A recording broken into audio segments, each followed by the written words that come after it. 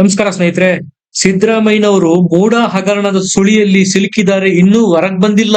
ಆಗಲೇ ಮತ್ತೊಂದು ಶಾಕ್. ನಿಮ್ಗೆಲ್ಲ ಗೊತ್ತಿದೆ, ಮೂಡ ಈಗ ಹೈಕೋರ್ಟ್ ನಲ್ಲಿದೆ.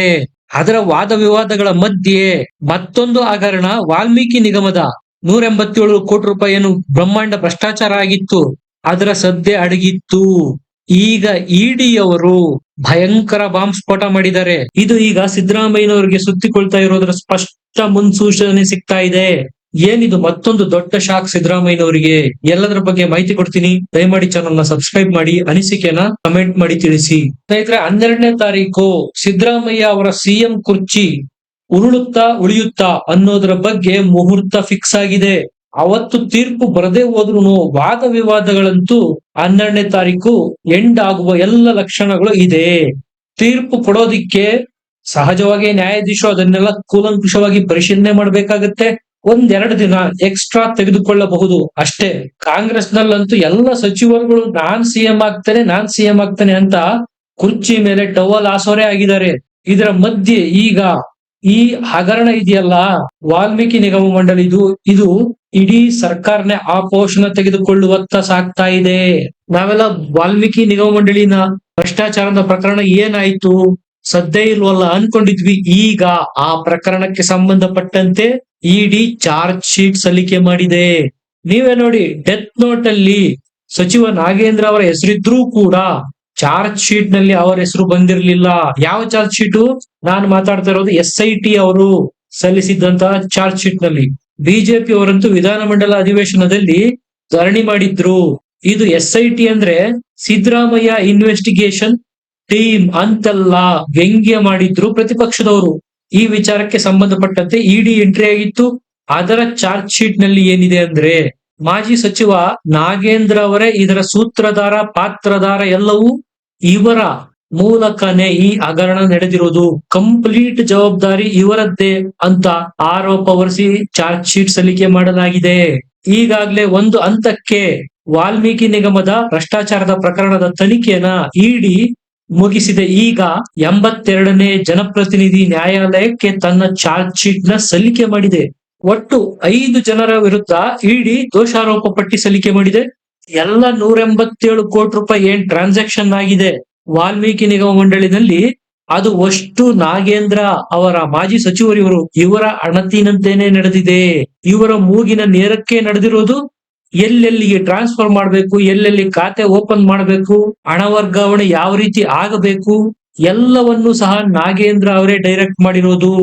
ಈ ಪ್ರಕರಣಕ್ಕೆ ಸಂಬಂಧಪಟ್ಟಂತೆ ಹೈದರಾಬಾದ್ ನ ಸತ್ಯನಾರಾಯಣ ವರ್ಮಾ ಅನ್ನೋ ಹೆಸರನ್ನ ನೀವು ಕೇಳಿರ್ಬೋದು. ಇದರಲ್ಲಿ ಆಗಿರ್ತಕ್ಕಂಥ ಎಲ್ಲ ಹಣದ ವರ್ಗಾವಣೆ ಈ ವರ್ಮಾನೇ ನೋಡ್ಕೊಂಡಿರೋದು. ಈತ ಈ ಹಿಂದೆ ಕೂಡ ಇಂತಹುದ್ದೇ ಪ್ರಕರಣಗಳಲ್ಲಿ ಸಿಲುಕಿ ಹಾಕಿಕೊಂಡಿದ್ದ.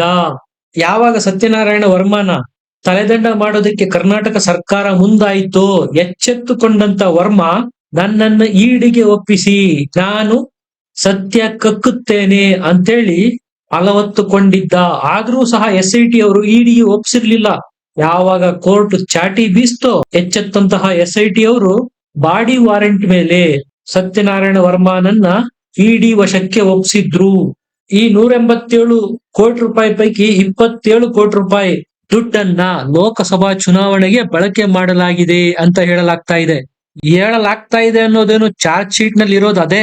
ಒಟ್ಟು 21 ಕೋಟಿ ರೂಪಾಯಿ ಬೆಂಗಳೂರು ಮತ್ತು ಬಳ್ಳಾರಿಯ ಲೋಕಸಭಾ ಕ್ಷೇತ್ರದ ವ್ಯಾಪ್ತಿನಲ್ಲಿ 2024ರ ಲೋಕಸಭಾ ಚುನಾವಣೆಯಲ್ಲಿ ಚುನಾವಣೆ ಖರ್ಚಿಗೆ ಅಂತ ಬಳಕೆಯಾಗಿದೆ. ನೋಡಿ ಹೆಂಗಿದೆ ದುಡ್ಡು, ದಲಿತರ ದುಡ್ಡು, ST ದುಡ್ಡು. ಆದ್ರೆ ಬಳಕೆ ಮಾಡಿದ್ದು ಕಾಂಗ್ರೆಸ್ನವರು ಚುನಾವಣೆಗಾಗಿ. ಇದಕ್ಕೆಲ್ಲ ಸಾಕ್ಷಿ ಕೊಟ್ಟಿದ್ದಾರೆ ಇಡಿ ಅವರು. ಎಲ್ಲೆಲ್ಲಿ ರೇಡ್ ಮಾಡಲಾಗಿದೆ, ಎಷ್ಟು ದುಡ್ಡು ವಶಪಡಿಸಿಕೊಳ್ಳಲಾಗಿದೆ, ಇದನ್ನ ಪತ್ರಿಕಾ ಪ್ರಕಟಣೆ ಹೊರಡಿಸಿ ಇಡಿ ಅವರು ಆಗ್ಲೇ ಇದರ ಬಗ್ಗೆ ಪ್ರಸ್ತಾಪ ಮಾಡಿದ್ರು. ಈಗ ಅದೇ ಚಾರ್ಜ್ ಶೀಟ್ ನಲ್ಲೂ ಬಂದಿದೆ. ಸ್ನೇಹಿತರೆ, ಇಲ್ಲಿರೋದು ಡಿಜಿಟಲ್ ಸಾಕ್ಷ್ಯ, ಮೊಬೈಲ್ ನಲ್ಲಿರ್ತಕ್ಕಂಥ ಸಾಕ್ಷ್ಯ. ಇದನ್ನ ಯಾವುದೇ ಕಾರಣಕ್ಕೂ ಅಳಿಸಲಾಗುವುದಿಲ್ಲ. ಅವರೇನೋ ಅನ್ಕೊಂಡಿರ್ಬೋದು ನಾನು ಮೊಬೈಲ್ ನಲ್ಲಿ ಡಿಲೀಟ್ ಮಾಡಿದೀನಿ ಅಂತ, ಆದ್ರೆ ಅದನ್ನ ರಿಟ್ರೀವ್ ಮಾಡುವ ತಂತ್ರಜ್ಞಾನ ಇದೆ. SIT ಅವರು ಸಹ ಈಗಾಗಲೇ ಇದೇ ಪ್ರಕರಣಕ್ಕೆ ಸಂಬಂಧಪಟ್ಟಂತೆ ಚಾರ್ಜ್ ಶೀಟ್ ಸಲ್ಲಿಕೆ ಮಾಡಿದ್ದಾರೆ. ಆದ್ರೆ ಅದರಲ್ಲಿ ಯಾವೊಬ್ಬ ಸರ್ಕಾರದ ಸಚಿವ ಅಥವಾ ಶಾಸಕನ ಹೆಸರೇ ಇರಲಿಲ್ಲ. ಅದರಲ್ಲಿದ್ದ 12 ಜನ ಬೇರೆಯವರದ್ದು ಸಾಕಷ್ಟು ಅಧಿಕಾರಿಗಳ ಹೆಸರಿತ್ತು.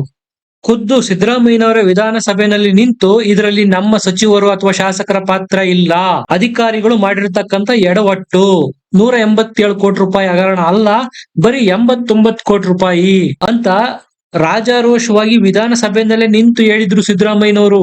ಇದನ್ನ ಬಿಜೆಪಿ ರಾಷ್ಟ್ರ ಮಟ್ಟಕ್ಕೂ ಒಯ್ದಿತ್ತು. ನಿರ್ಮಲಾ ಸೀತಾರಾಮನ್ ಅವರಂತೂ ಲೋಕಸಭೆಯಲ್ಲಿ ಸಿದ್ದರಾಮಯ್ಯನವರ ಹೆಸರು ಹೇಳದೆ ಕರ್ನಾಟಕದ ಮುಖ್ಯಮಂತ್ರಿ ಒಬ್ಬರು ತಮ್ಮ ಸರ್ಕಾರದಲ್ಲಿ ಹಗರಣ ಆಗಿದೆ, ಅದು 187 ಕೋಟಿ ರೂಪಾಯಿ ಅಲ್ಲ 89 ಕೋಟಿ ರೂಪಾಯಿ ಅಂತ ವಿಧಾನಸಭೆಯಲ್ಲಿ ಒಪ್ಪಿಕೊಂಡಿದ್ದಾರೆ ಅಂತ ರಾಷ್ಟ್ರ ಮಟ್ಟದಲ್ಲೂ ಸಹ ಕಾಂಗ್ರೆಸ್ ವಿರುದ್ಧ ಬಿಜೆಪಿ ಸಮರ ಸಾರಿತ್ತು. ನೀವೇ ನೋಡಿ, SIT ಚಾರ್ಜ್ ಶೀಟ್ ನಲ್ಲಿ ನಾಗೇಂದ್ರ ಅವರ ಹೆಸರೇ ಇರೋದಿಲ್ಲ, ಇಡಿ ಅವರ ಚಾರ್ಜ್ ಶೀಟ್ ನಲ್ಲಿ ಹೆಂಗೆ ಬಂತು? ಸಿಕ್ಕಂತ ಸಾಕ್ಷ್ಯಾಧಾರಗಳು SIT ಅವರಿಗೆ ಯಾಕೆ ಸಿಗ್ಲಿಲ್ಲ? ಸಿಂಪಲ್, ಏನನ್ನು ಮುಚ್ಚಿಡೋದಕ್ಕೆ ಹೊರಟಿದೆ ಸರ್ಕಾರ. ನೀವೇ ನೋಡಿ, ಯಾವುದೇ ರಾಜಕಾರಣಿ ಅಥವಾ ಸಚಿವರ ಪಾತ್ರ ಇದರಲ್ಲಿ ಇಲ್ಲ ಅಂದ್ರೆ ನಾಗೇಂದ್ರ ಅವರ ರಾಜೀನಾಮೆ ಪಡೆದಿದ್ದಾದ್ರೂ ಯಾಕೆ? ಸಿದ್ದರಾಮಯ್ಯನವರು ಹೇಳಿದ್ದಾರೆ ವಿಧಾನಸಭೆಯಲ್ಲಿ, ಇದರಲ್ಲಿ ಪಾಲ್ಗೊಂಡಿರುವವರು ಎಲ್ಲರೂ ಅಧಿಕಾರಿಗಳು, ನಮ್ಮ ಶಾಸಕರು ಅಥವಾ ಸಚಿವರು ಯಾರು ಇಲ್ಲ ಅಂತ. ಹಂಗಿದ್ದ ಮೇಲೆ ರಾಜೀನಾಮೆ ಪಡೆಯುವ ಅವಶ್ಯಕತೆ ಏನಿತ್ತು ನಾಗೇಂದ್ರ ಅವರದ್ದು? ಈಗ ಇಡಿ ಅವರ ಚಾರ್ಜ್ ಶೀಟ್ ನಲ್ಲಿ ಇದು ಬಟಾಬಯಲಾಗಿದೆ, ಸರ್ಕಾರ ಮುಚ್ಚಿಟ್ಟಿರೋದು. ನಾಗೇಂದ್ರ ಅವರ ಇದಕ್ಕೆ ಕಿಂಗ್ ಪಿನ್ ಮತ್ತು ಡೈರೆಕ್ಟ್ರು. ನಿಗಮದ ಅಧ್ಯಕ್ಷರಾಗಿರ್ತಕ್ಕಂಥ ದದ್ದಲ್ ಅವರ ವಿರುದ್ಧ ಸಹ ಯಾವುದೇ ಕ್ರಮ ಕೈಗೊಂಡಿಲ್ಲ. ನಾಗೇಂದ್ರ ಅವರ ಮೌಖಿಕ ಆದೇಶದ ಮೇರೆಗೆ ಅಂತ ಡೆತ್ ನೋಟ್ ಅಲ್ಲಿ ಬರೆದಿಟ್ಟಾಗ್ಲೂ ಸಹ SIT ಅವರಿಗೆ ನಾಗೇಂದ್ರ ಅವರು ಇದರಲ್ಲಿ ತಪ್ಪು ಮಾಡಿದ್ದಾರೆ ಅನ್ನಿಸ್ಲಿಲ್ಲ. ಕ್ಲೀನ್ ಚಿಟ್ಟೆ ಕೊಟ್ಬಿಟ್ರು SIT ಅವರು ನಾಗೇಂದ್ರಗೆ. ಮತ್ ಇನ್ನೇನರ್ಥ? ಹೆಸರಿಲ್ಲ ಅಂದ್ಮೇಲೆ ಚಾರ್ಜ್ ಶೀಟ್ ಅಲ್ಲಿ. ನೀವೇ ನೋಡಿ, SIT ತನಿಖೆ ಶುರು ಮಾಡಿ ಹಲವಾರು ವಾರಗಳಾದ್ರೂ ಸಹ ನಾಗೇಂದ್ರ ಮತ್ತು ದದ್ದಲ್ಗೆ ನೋಟಿಸೇ ಕೊಟ್ಟಿರ್ಲಿಲ್ಲ. ಯಾವಾಗ ಇಡಿ ಎಂಟ್ರಿ ಆಯ್ತೋ ಆಗ ನೋಟಿಸ್ ಕೊಟ್ಟು ಕಾಟಾಚಾರಕ್ಕೆ ವಿಚಾರಣೆ ಮಾಡಿತ್ತು SIT. ಯಾವಾಗ ಇಡಿ ಎಂಟ್ರಿ ಆಯ್ತೋ ನಾಗೇಂದ್ರ ಅವರು SIT ಕಚೇರಿಗೆ ಹೋಗಿ ಕೂತ್ರು, ನೀವೇ ನನ್ನನ್ನ ಅರೆಸ್ಟ್ ಮಾಡಿ, ಇಲ್ಲವಾದ್ರೆ ಇಡಿ ಅವರು ನನ್ನನ್ನ ಅರೆಸ್ಟ್ ಮಾಡಿ ವಿಚಾರಣೆಗೊಳಪಡಿಸ್ತಾರೆ ಅಂತೆಲ್ಲ SIT ನಲ್ಲಿ ಬೇಡಿಕೊಂಡಿದ್ರು ನಾಗೇಂದ್ರ ಅವರು. ಸ್ನೇಹಿತರೆ, ಈಗ ಇಡಿ ನಲ್ಲಿ ಬಯಲಾಗಿರ್ತಕ್ಕಂಥ ವಿಚಾರಗಳು SIT ಅವರಲ್ಲೂ ಈಗ ಡವಡವ ಶುರು ಮಾಡಿದೆ. ಮುಂದೊಂದು ದಿನ SIT ಸಹ ಕಾನೂನಿನ ಕಟಕಟೆನಲ್ಲಿ ನಿಂತು ಪ್ರಶ್ನೆಗಳಿಗೆ ಉತ್ತರ ಕೊಡಬೇಕಾಗತ್ತೆ.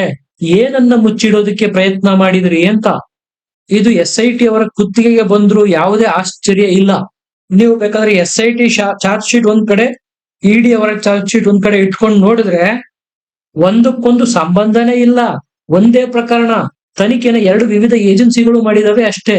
ಆದ್ರೆ ಅವರಿಗೆ ಸಿಕ್ಕಂತ ಫೈಂಡಿಂಗ್ಸು SIT ಅವರಿಗೆ ಯಾಕೆ ಸಿಗ್ಲಿಲ್ಲ? ಏನನ್ನು ಮುಚ್ಚಿಡ್ತಾ ಇದ್ದಾರೆ ಅನ್ನೋ ಅನುಮಾನಗಳು ಮೂಡೋದು ಸ್ಪಷ್ಟ. ಯಾಕಂದ್ರೆ 2 ಚಾರ್ಜ್ ಶೀಟ್ಗಳು ಒಂದಕ್ಕೊಂದು ತದ್ವಿರುದ್ಧವಾಗಿದ್ದಾವೆ.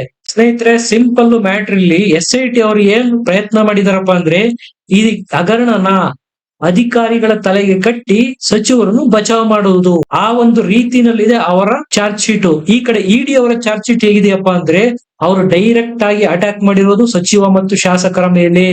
ಅವರದ್ದೇ ಕೈವಾಡ ಇದೆ, ಅವರೇ ಕಿಂಗ್ ಪಿನ್ಗಳು ಅಂತ. ಇಡಿ ಅವರು ಮತ್ತಷ್ಟು ಆಕ್ಷನ್ ಮೋಡ್ಗೆ ಬಂದಿದ್ದಾರೆ. ಇದರ ಹಿನ್ನೆಲೆಯಲ್ಲಿ ದದ್ದಲ್ ಅವರು ಬಂದು CM ನ ಭೇಟಿ ಮಾಡಿದ್ದಾರೆ. ಈಗಾಗಲೇ ದದ್ದಲ್ ಪರಮಾಪ್ತರ ಮೇಲೂ ಸಹ ಇಡಿ ಅವರು ರೇಡ್ ಮಾಡೋದಕ್ಕೆ ಶುರು ಮಾಡಿದ್ದಾರೆ. ಸ್ನೇಹಿತರೆ, ನಿಮ್ಮ ಅನಿಸಿಕೆ ಏನು? SIT ಅವರ ಚಾರ್ಜ್ ಶೀಟು ಸಮರ್ಪಕವಾಗಿದೆಯಾ ಅಥವಾ ಇಡಿ ಅವರು ಸಲ್ಲಿಸಿರ್ತಕ್ಕಂಥ ಚಾರ್ಜ್ ಶೀಟು ಸಮರ್ಪಕವಾಗಿದೆಯಾ? ಹಗರಣಕ್ಕೆ ಯಾರು ಹೊಣೆ?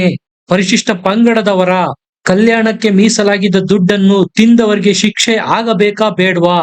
ಕಮೆಂಟ್ ಮಾಡಿ ತಿಳಿಸಿ, ಲೈಕ್ ಮಾಡಿ, ಶೇರ್ ಮಾಡಿ, ನಮ್ಮ ಚಾನೆಲ್ ನ ಸಬ್ಸ್ಕ್ರೈಬ್ ಮಾಡಿ. ಮತ್ತೆ ಸಿಗೋಣ. ನಮಸ್ಕಾರ.